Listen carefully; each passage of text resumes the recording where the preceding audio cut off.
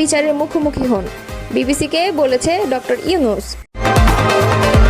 অন্তর্বর্তী সরকার ভালো কাজ করছে মন্তব্য করেছেন মির্জা ফখরুল। ইসরায়েলের হামলায় ইরানের আরও এক কমান্ডার নিহত। দক্ষিণ ইরানে নতুন হামলা শুরু করেছে ইসরায়েল। ওআইসি সম্মেলনে ইসরায়েলের বিরুদ্ধে ঐক্যের ডাক। এতক্ষণ শুনছিলেন সংবাদ শিরোনাম, এবারে বিস্তারিত। হাসিনার বিচার চলমান একটি প্রক্রিয়া উল্লেখ করে প্রধান উপদেষ্টা ডক্টর মোহাম্মদ ইউনূস বলেছেন, আমরা চাই তিনি বিচারের মুখোমুখি হন, তাকে ফিরিয়ে আনার জন্য আন্তর্জাতিক পদ্ধতি ব্যবহার করব। সম্প্রতি ব্রিটিশ গণমাধ্যম বিবিসিকে দেয়া সাক্ষাৎকারে এসব কথা বলেন তিনি। যুক্তরাজ্য সফরে গত 12 জুন তিনি ব্রিটিশ রাজা তৃতীয় চার্লস হারমোনি অ্যাওয়ার্ড নিয়েছেন। এই পুরস্কার নিতে যাওয়ার আগে বিবিসি সাংবাদিক রাজনীত বৈদ্যনাথ প্রধান উপদেষ্টা অধ্যাপক ইউনূসের সাক্ষাৎকার নেন। ইংরেজিতে দেওয়া এই সাক্ষাৎকারটির কিছু অংশ প্রকাশ করেছে বিবিসি বাংলা।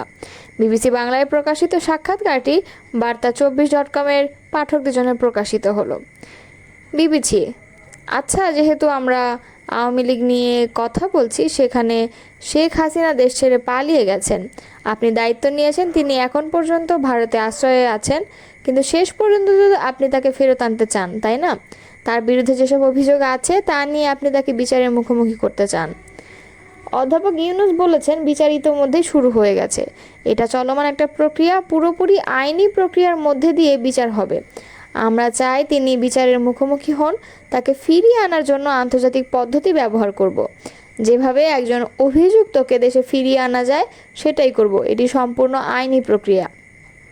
কিভাবে তাকে ফিরিয়ে আনবেন? মানে আপনারা তো মোদির সঙ্গে অনেক দেখা হয়, আন্তর্জাতিক ব্যবস্থা ব্যবহার করে তাকে ধরে আনার কোনো ক্ষমতা তো আমাদের নেই।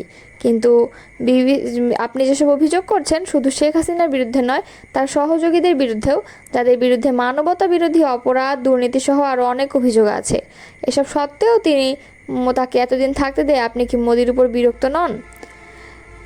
অধ্যাপক ইউনূস বলেন, তার ভারতে থাকা বাংলাদেশিদের জন্য তেমন কোনো সমস্যা নয়, সমস্যা হচ্ছে তার কণ্ঠস্বর। তিনি নিয়মিত বাংলাদেশের মানুষের উদ্দেশ্যে ভাষণ দেন, মিডিয়ার মাধ্যমে প্রচার করেন। বিবিসি বলেন, তাহলে আপনি মনে করেন ভারতকে আরও কিছু করা উচিত যেন তিনি এই ভাষণগুলো না দিতে পারেন? অধ্যাপক ইউনূস বলেছেন, সেটা আপনিই বলেছেন।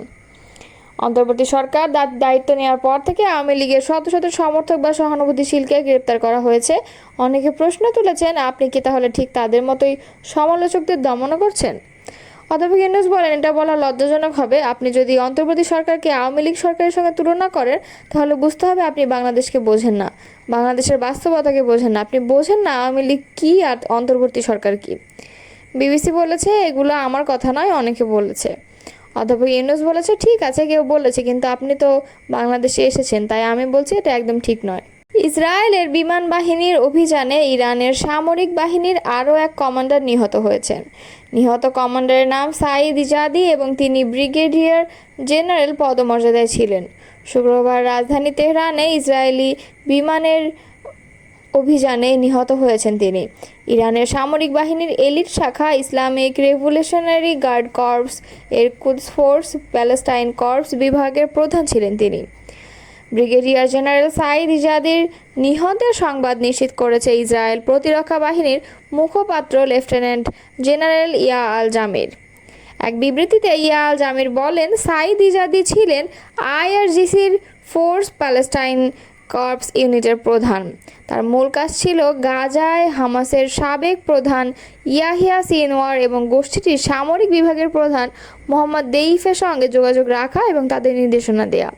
2023 সালের 7 অক্টোবর ইসরায়েলে যে হামলা চালিয়েছিল হামাস, সেটির পরিকল্পনাকারী দলের অন্যতম সদস্য ছিলেন সাঈদ ইজাদি। তার হাতে হাজার হাজার ইসরায়েলির রক্ত লেগে আছে। প্রসঙ্গত, শুক্রবার রাতে ইসরায়েলি বাহিনীর বিমান অভিযানে এ নিয়ে তিনি ইরানি কমান্ডারের নিহত হওয়ার সংবাদ পাওয়া গেল এবং বাকি দুজন হলেন ব্রিগেডিয়ার জেনারেল আমিন পৌরজোধি এবং ব্রিগেডিয়ার জেনারেল বেনহাম শারিয়ারি। ইরানের দক্ষিণ পশ্চিমাঞ্চলীয় একাধিক এলাকায় দেশটির সামরিক বাহিনী স্থাপনা লক্ষ্য করে নতুন হামলা শুরু করেছে ইসরায়েলের সামরিক বাহিনী। শনিবার ইসরায়েলের সামরিক বাহিনী এক বিবৃতিতে এই তথ্য জানিয়েছে। ইসরায়েলের প্রতিরক্ষা বাহিনী বলছে ইরানের দক্ষিণ পশ্চিমের সামরিক স্থাপনায় নতুন করে হামলা শুরু করেছে ইসরায়েলি যুদ্ধবিমান।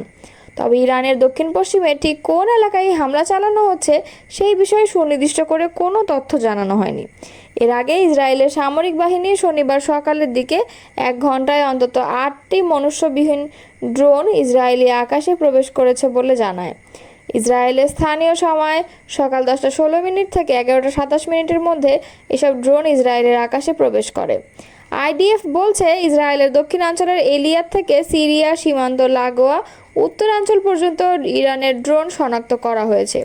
এসব ড্রোন ভূপতিত করতে ইসরায়েলের আকাশ প্রতিরক্ষা ব্যবস্থা কাজ করছে। ইসরায়েলি বাহিনী ইরানের ছোড়া অন্তত 5টি ড্রোন প্রতিহত করেছে বলে জানিয়েছে। এছাড়া বাকি 3টি ড্রোনকে নজরদারি করা হচ্ছে বলে জানিয়েছে আইডিএফ। ইস্তাম্বুলে ইসলামী সহযোগিতা সংস্থার এক জরুরি বৈঠকে তুরস্কের পররাষ্ট্রমন্ত্রী হাকান ফিদান মধ্যপ্রাচ্যে ইসরায়েলের ক্রমবর্ধমান আগ্রাসনের নিন্দা করে মুসলিম দেশগুলোর ঐক্যবদ্ধ প্রতিরোধ গড়ে তোলার আহ্বান জানান।